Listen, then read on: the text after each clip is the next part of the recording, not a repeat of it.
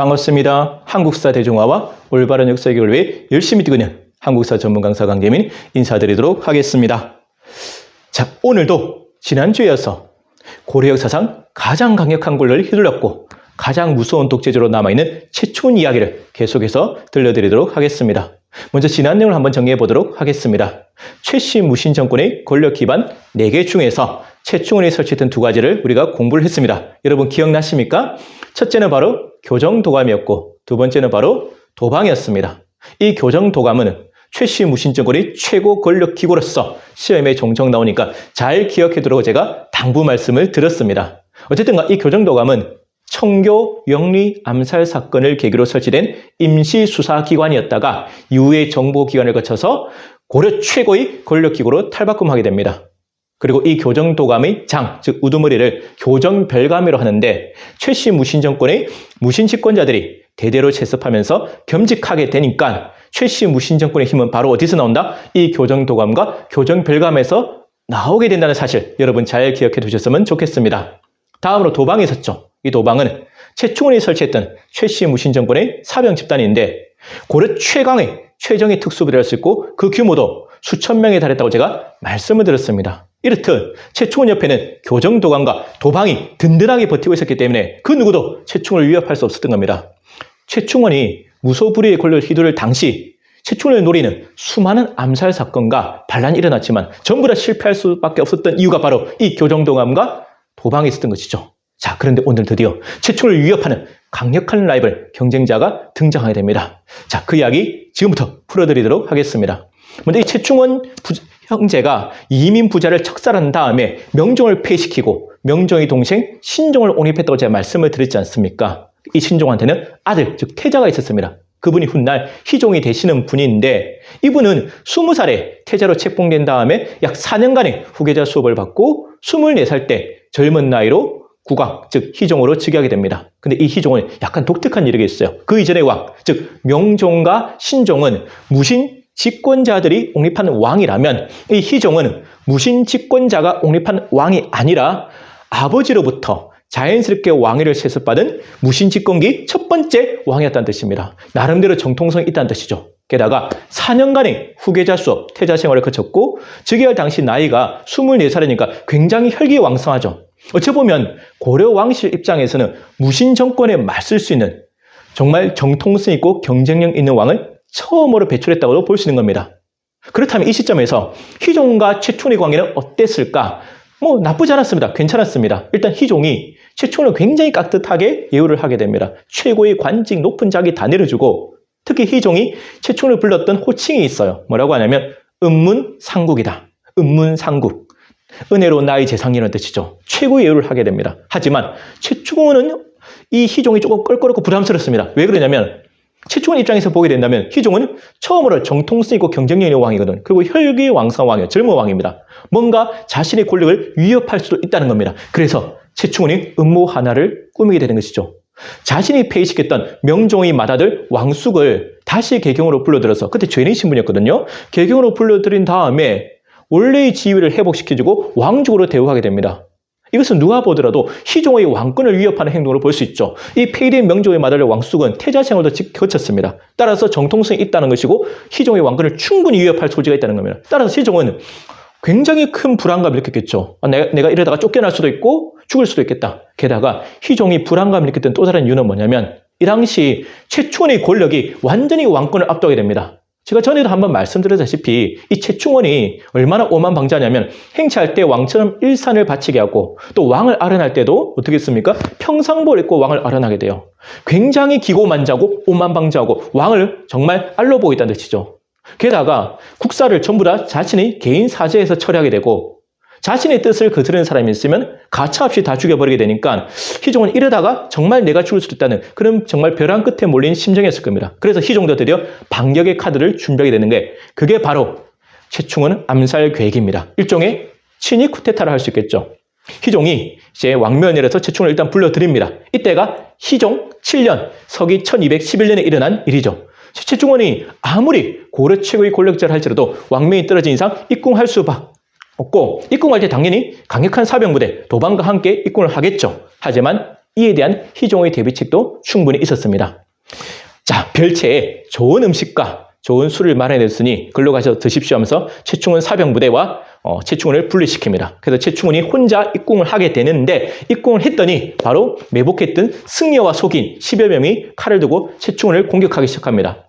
위기를 직감한 최충은이 희종한테 도움을 요청했지만 희종은 대꾸도 하지 않고 방문을 닫았다고 합니다. 이것만 보더라도 그 배우가 희종이라는 사실을 알 수 있겠죠.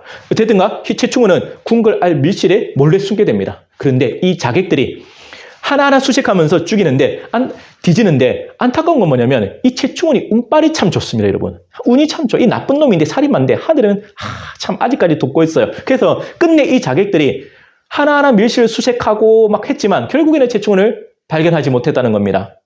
이 시가 이 최충은의 사병부대는 궁궐에 병고가 일어났음을 직감하고 궁궐로 진입해서 최충은을 구하고 싶었겠지만 최충은의 안위가 확인되지 않은 상황에서 섣불리 진입하다가 최충은이 다칠 수도 있는 상황이잖아요. 그래서 진입을 못하고 있는데 최충은의 부하 하나가 최충은이 무사하다 이게 얘기하니까 이때다 싶어서 궁궐로 진입해서 반란자들을 손쉽게 제압하고 최충은을 구출해야 됩니다. 대노한 최충은 엄청 화가 나겠죠. 철저하게 국문해서 결국 그 배우를 밝히는데 배우는 역시 희종이었습니다. 이때 느꼈어요. 이 최충은의 배신감, 분노는 하늘을 찔렀겠죠. 부하들이 이렇게 얘기합니다.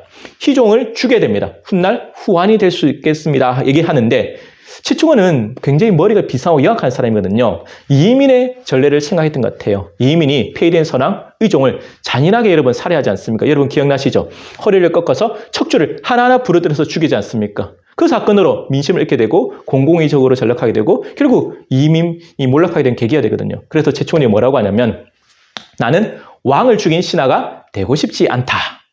왕을 죽인다면 장차 나라가 어떻게 되겠는가 하면서 착한 척합니다. 이 최충은이 남의 시선도 의식을 잘하고 쇼 정치, 이미지 정치의 달인이지 않습니까? 그래서 이런 말 합니다. 나는 훗날 사람들의 입에 오르내리고 싶지 않다. 이렇게 얘기했지만 본인의 발언과는 다르게 지금 최충은은 많은 사람들의 입에 오르내리면서 굉장히 많은 욕을 먹고 있다는 사실 본인한테 다시 한번 상기시켜드리고 싶습니다. 최충은이 나중에 이런 말도 해요. 내가 너그럽지 않았던들 왕의 부자가 무사할 수 있었겠는가. 끝까지 착한 척, 자신을 좋은 모습으로 포장할 줄 아는 정말 교활하고 영악한 독재자.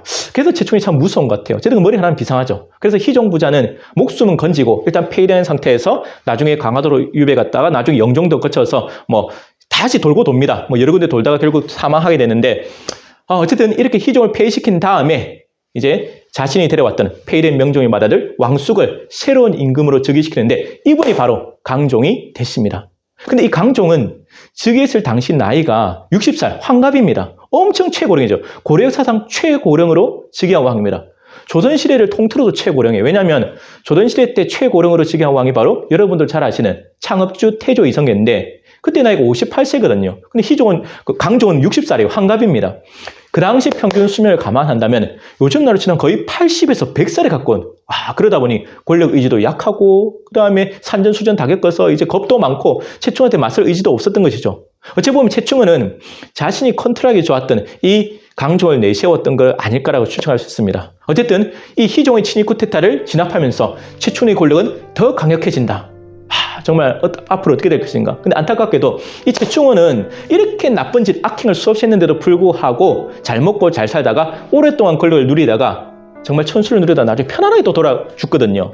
이게 참 안타까워요. 그래서 우리가 이런 말을 하잖아요. 정말 정의가 있는 것인가? 왜 저런 악인들이 잘 먹고 잘 사는가? 제가 다음에 말씀드리겠지만 그렇지만 저는 이 정의가 살아있던 걸 믿고 인간보다 믿습니다. 본인이 한 대가, 한 일에 대한 대가는 분명히 천벌을 받게 되고 본인이 받지 못한다면 본인의 후손들이 받게 되고 그것도 피해간다면 역사적 심판만큼은 누구나 받게 된다. 역사상 그 수많은 악인들, 독재자, 살인마들이 결국 역사적 심판만큼은 다 받게 되거든요. 지금 최충은은 엄청난 호평과 악평을 받고 고려 사이에 썼던 사관들이 악평을 가하고 있습니다. 본인은 알고 있는지 모르겠지만 그래서 지금도 우리가 성공과 출세를 위해서 수단과 방법을 가리지 않는 그런 무서운 세상이 되어버렸습니다. 안타까운 세상이죠. 내가 성공하기 위해서 온갖 비열한 짓, 야비한 짓, 반칙도 하고 심지어 남의 가슴에 상처도 주고 이렇게 하면서 성공하거든요. 그렇게 해서 성공한 다음에는 그렇게 거머쥔 부귀영화를 또 누리기 위해서 남을 짓밟고 온갖 비열한 짓을 다 합니다. 그러한 성공과 출세가 무슨 의미가 있을지 우리가 한번 생각해 봐야 됩니다. 언젠가는 내가 그 벌을 받게 되고 잘못에 대한 대가는 분명히 받게 된다고 저는 봅니다. 받지 못한다면 역사적 심판은 받게 된다. 우리는 역사를 두려워하는 그런 겸손한 자세로 항상 최선을 다해서 깨끗하게 살아야겠다. 우리 역사를 공부하는 이유가 뭡니까? 역사에서 교훈을 받아서 얻어서 이 한 번뿐이 찰나 같은 삶을 어떻게 하면 좀 더 가치 있고 보람되게 아름답게 살기 위한 것이지 않습니까? 그래서 우리는 비록 최충원은 현실에서는 승자가 됐어요. 하지만 역사에서는 패배자가 되었습니다. 물론 현실에서도 승자가 되고 역사에서도 승자되면 좋겠지만 그게 안 된다면 비록 현실에서는 패배할지라도 역사에서는 승자로 남는 그런 멋있는 삶을 살았으면 좋겠다는 말씀을 드리고 싶습니다. 여러분이나 저나 정도를 걸으면서 원칙을 지키면서 성공하는 그러한 삶을 살았으면 좋겠다는 당부 말씀을 드리면서 오늘 강의 마치고자 합니다. 여러분, 제가 항상 여러분께 드리는 말씀이 있죠. 여러분들이 응원과 격려가 제게는 가장 큰 힘이 된다는 사실입니다. 앞으로도 많이 시청해 주시고 또 구독해 주시고 알려주시길 부탁드리겠습니다. 여러분, 저도 초심을 참고 끝까지 최선을 다하도록 하겠습니다. 여러분 항상 건강하시고 행복하십시오. 지금까지 한국사 전문 강사 강재민이었습니다. 여러분 감사합니다.